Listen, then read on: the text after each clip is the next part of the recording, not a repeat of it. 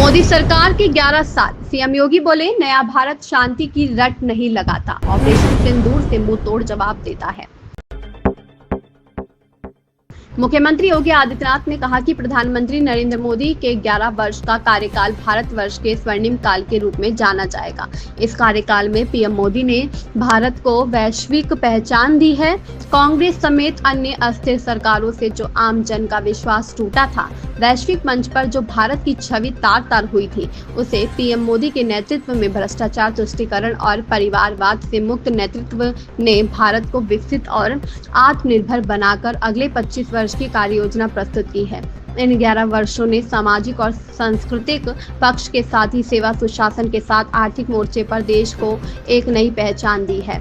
शासन की नीति स्पष्टता, कार्य प्रणाली की पारदर्शिता और जनता के प्रति जवाबदेही शासन की नई पहचान बनी है। विकास केवल नारे नहीं है।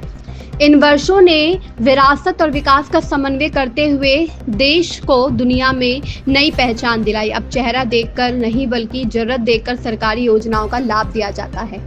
मुख्यमंत्री योगी मोदी सरकार के 11 साल पूरे होने पर भाजपा मुख्यालय में मीडिया को संबोधित कर रहे थे। मुख्यमंत्री योगी ने कहा कि पिछले 11 साल में राष्ट्रीय एकता और अखंडता के प्रति हमारी प्रतिबद्धता और आतंकवाद के प्रति जीरो टॉलरेंस को हमने देखा है। यह 11 साल का समय उस वक्त पूरा हो गया है जब भारत की सामरिक शक्ति को पूरे विश्व ने देखा है।